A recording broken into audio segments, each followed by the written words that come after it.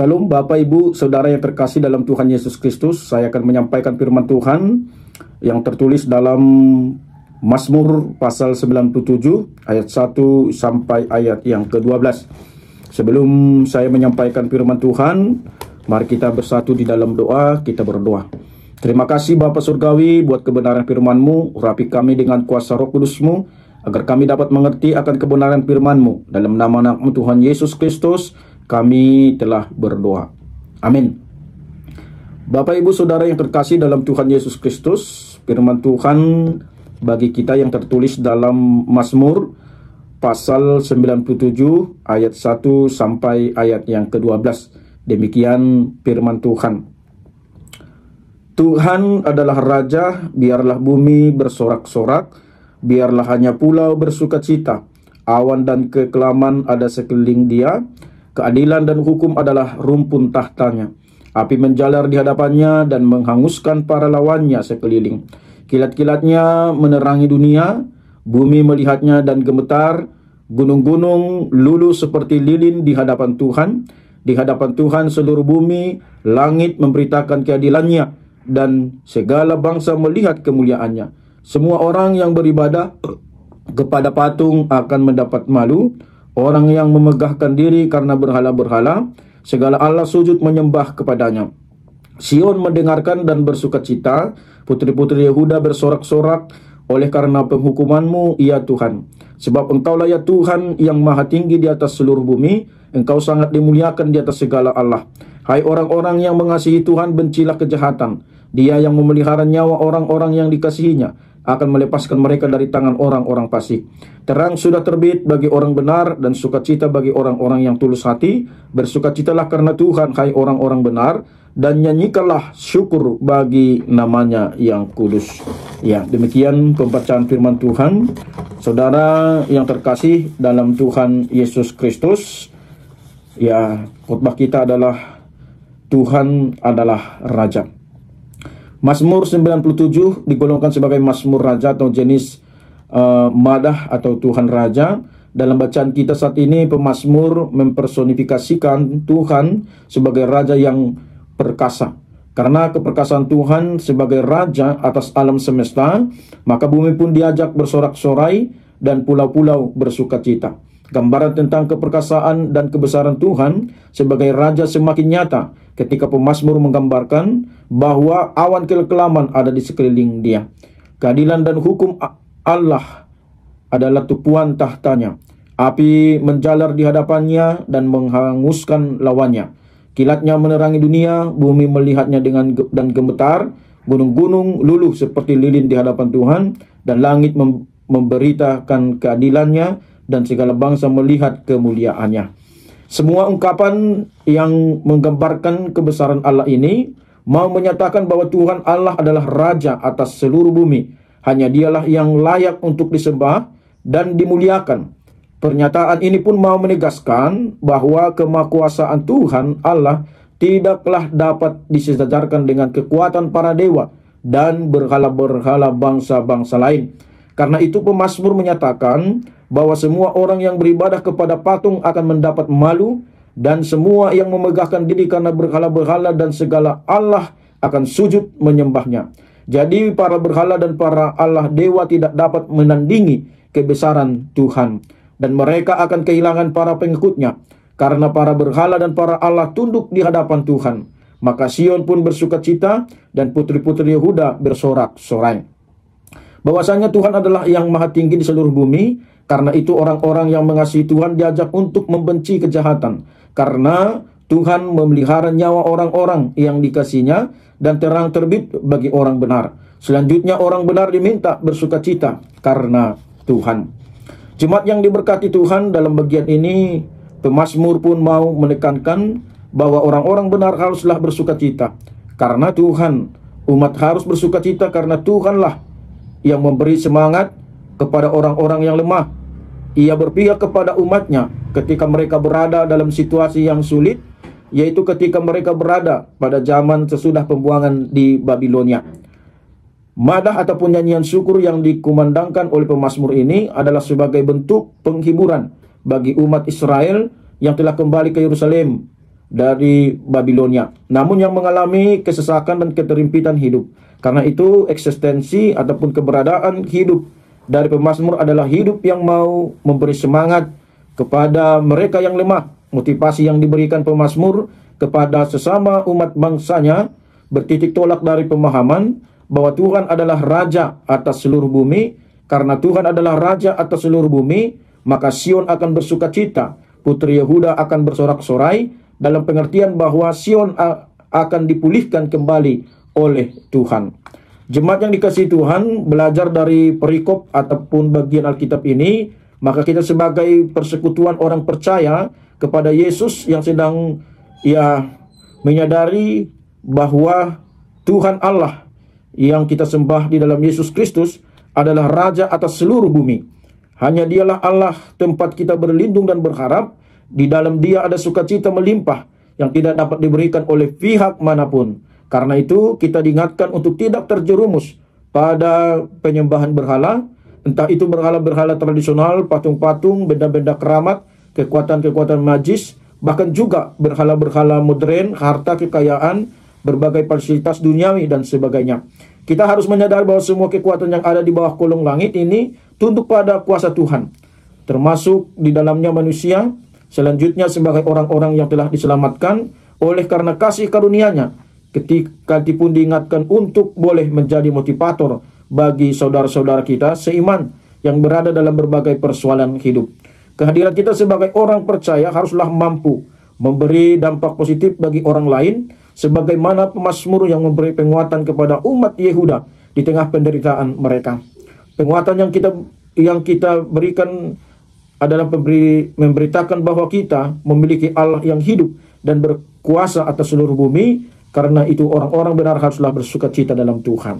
Jadi pemahaman bahwa kita memiliki Allah sebagai Raja, Allah yang Maha Kuasa, Allah yang menciptakan langit dan bumi, ini adalah memberikan sukacita bagi kita. Ini adalah memberikan kenyamanan bagi kita. Karena sesungguhnya di tangan Tuhan, dalam perlindungan Tuhan, kita akan merasakan kenyamanan dalam kehidupan kita. Karena apa? Dia melebihi kuasa yang ada di dunia ini. Maka itu yang mau dikatakan bahwa dewa-dewi yang mereka sembah, Baal yang mereka sembah, patung yang mereka sembah, itu sebenarnya tidak sebanding dengan kuasa daripada Tuhan. Maka mari saudara yang terkasih, melalui firman Tuhan ini, kita nyatakanlah kesetiaan kita nyatakanlah pengharapan kita hanya di dalam Tuhan. Karena Tuhanlah kekuatan kita, Dialah yang memampukan kita menjalani kehidupan ini dalam segala apapun yang terjadi dalam kehidupan kita.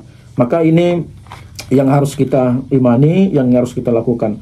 Maka melalui firman Tuhan ini, respon yang pertama yang harus kita lakukan adalah mendengar dan bersuka cita dan bersorak-sorai.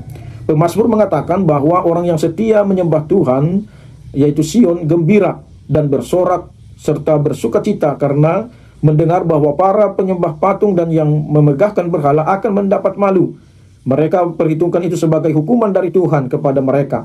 Sebenarnya justru penyembahan mereka dan pemegahan mereka yang membuat mereka malu. Tentu saja kalau perbuatan itu sampai di hadapan Tuhan, mereka akan dipermalukan.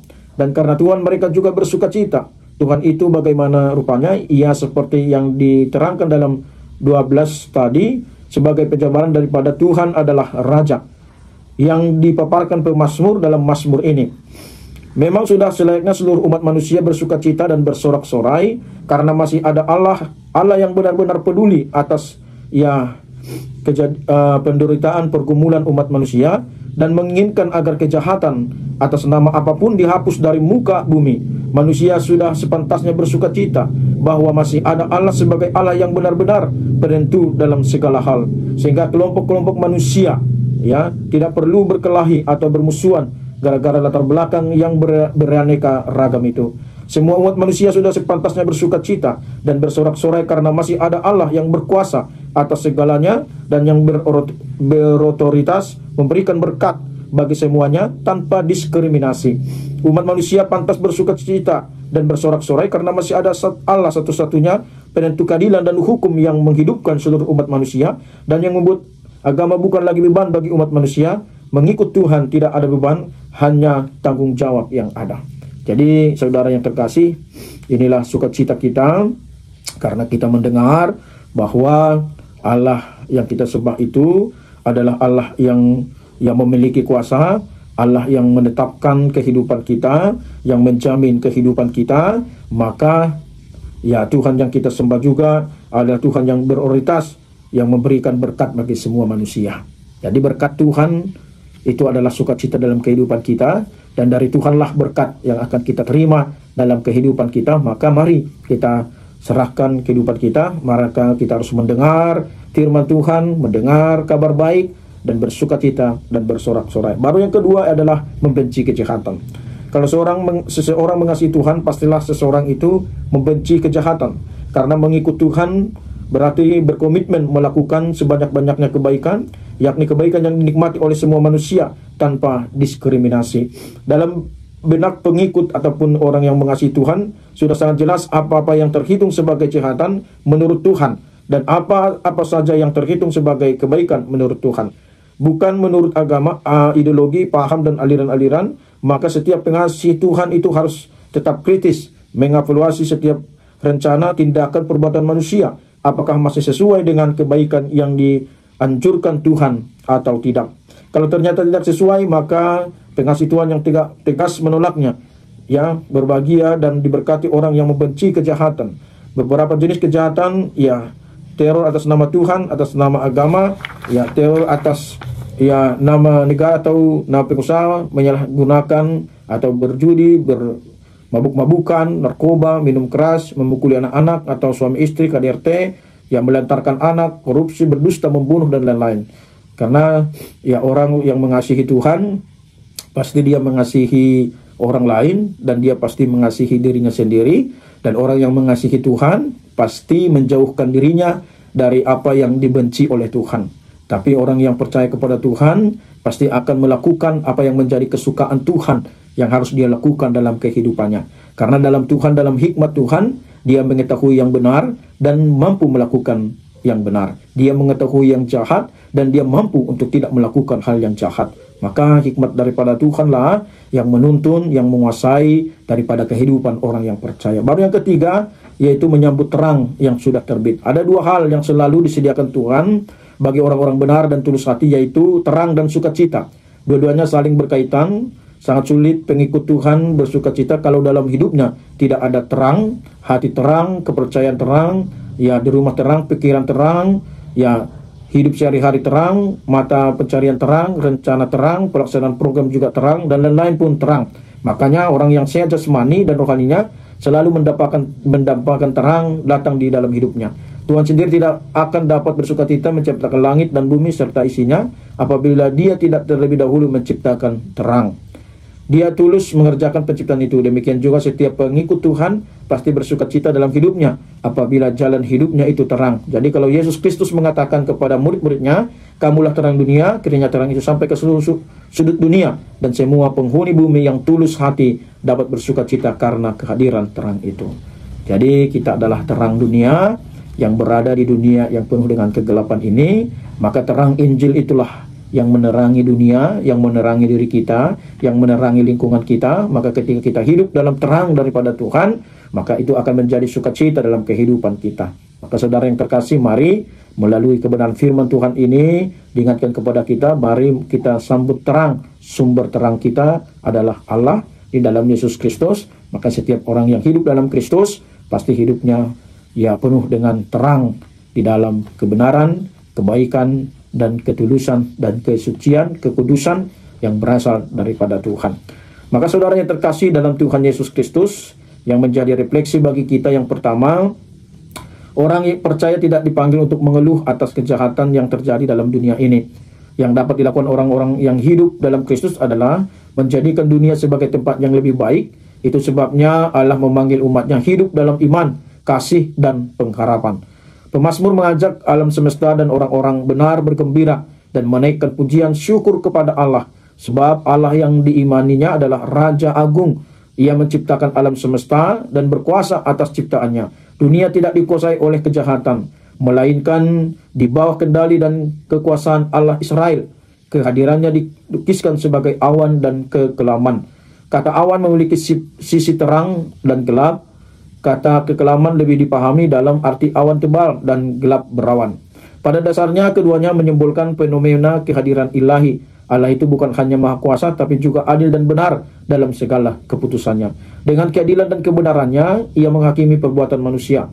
Keadilan Allah dibaratkan seperti api yang menghanguskan. Kebenarannya seperti kilat yang membuat alam semesta menggigil dan menciut. Di sini kilat dan api menandakan murka Allah. Dengan murkanya ia menghukum bangsa-bangsa yang beribadah kepada Allah palsu. Karena itu pemazmur mengajak seluruh umat Allah menjauhi perbuatan tercela serta hidup dalam kekudusan dan kemurnian di hadapannya. Sumber sukacita terbesar bagi orang-orang percaya yaitu Allah dalam Kristus. Allah adalah Allah yang hidup, kudus, benar, dan adil. Ia tidak membiarkan dunia ini jatuh dan dikuasai oleh tindakan orang-orang jahat. Ia akan menegakkan keadilannya bagi orang-orang benar. Saat ia datang sebagai Raja Agung, ia akan menjatuhkan hukuman setimpal bagi mereka yang berbuat jahat. Jadi ini adalah menjadi perenungan bagi kita bahwa kita sebagai orang percaya yang berada di tengah-tengah dunia ini, justru disinilah kita mempunyai arti dalam panggilan kita untuk tetap melakukan hal kebaikan walaupun terkadang dunia ini jahat kepada kita. Tapi sebagai orang percaya, mari jadikanlah dunia ini tempat yang lebih baik bagi kita dengan menanamkan kebaikan, dengan hidup dalam nilai-nilai kebaikan dalam firman Tuhan. Maka itu akan menjadi terang, itu akan menjadi teladan, itu akan menjadi garam yang memberikan rasa kepada lingkungan kita. Jadi untuk itulah kita terpanggil agar kita tetap menjaga kekudusan, kemurnian iman percaya kita, sehingga sumber sukacita besar di dalam Yesus Kristus itu akan memberikan kehidupan yang kekal kepada kita. Dan karena Allah kita, Allah yang hidup, Allah yang kudus, Allah yang benar, dan Allah yang adil, maka mari kita sebagai orang percaya takutlah melakukan hal yang tidak baik, karena itu akan membuat kita menerima hukuman daripada Tuhan. Tapi ketika kita menjaga kekudusan dan hidup dalam kebenaran firman Tuhan, maka itu akan membawa kita kepada sukacita yang Tuhan berikan kepada kita. Baru yang kedua, kita pun diingatkan bahwa selaku orang percaya kita harus menghindarkan diri dari berbagai perbuatan yang jahat dan yang merugikan orang lain. Demikian juga harus memperjuangkan keadilan dan kebenaran. Sebab hal seperti itulah yang dikehendaki Tuhan. Kiranya kita juga turut menceritakan kemuliaan Tuhan melalui perkataan dan perbuatan dalam kehidupan nyata setiap hari, supaya mereka yang lemah dapat kita kuatkan di dalam Dia. Lalu yang ketiga, hanya orang-orang yang tulus hati mendapatkan sukacita abadi. Mereka yang mendapatkan sukacita adalah mereka yang mempunyai hati tulus atau benar di mata Allah, sebab ia melakukan apa yang benar. Kebenaran yang kita dapatkan bukanlah hasil usaha kita, melainkan melalui korban Kristus di kayu salib. Tuhan Yesus telah membenarkan kita melalui penyalipannya, yaitu bagi kita yang menerimanya. Tetapi jangan lupa bahwa adalah usaha kita juga untuk tetap tinggal di dalam kasih karunia Allah. Dunia setiap hari mengajak kita untuk mengikuti caranya. Sebagai dari saudara kita tidak lagi mau tinggal dalam kasih karunia Allah. Karena itulah mengapa banyak sukacita hilang dari gereja Tuhan. Bukan saja karena mereka telah kehilangan persekutuan dengan Allah, tetap juga keterlibatan dalam perkara-perkara najis semakin membawa mereka terseret jauh dari sukacita Allah. Jadi marilah kita melakukan apa yang baik di hadapan Tuhan. Baru yang keempat, sukacita Allah tidak dapat dibeli dengan uang dan tidak dapat juga dinilai dengan harta duniawi. Anak-anak Tuhan yang hidup benar dan melakukan yang benar akan meraih sukacita yang sebenarnya. Meskipun banyak rasul-rasul, banyak pemberita-pemberita Injil pada saat itu berada dalam penjara, tapi mereka mengimani kesengsaraan fisik, namun hatinya melimpah dengan sukacita Allah, dan iblis tidak dapat mencuri sukacita mereka.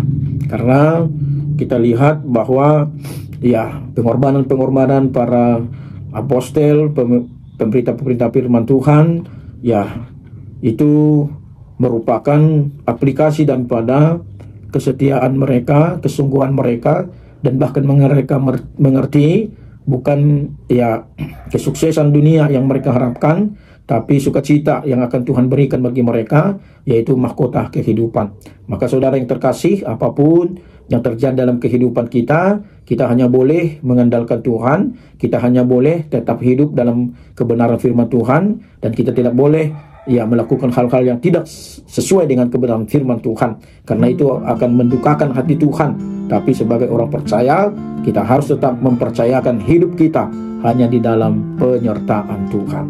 Tuhanlah yang menyertai kita, yang memberkati kita, dan memberikan Roh Kudus-Nya agar kita mampu melakukan kebenaran firman Tuhan dan hidup dalam kebenaran firman Tuhan.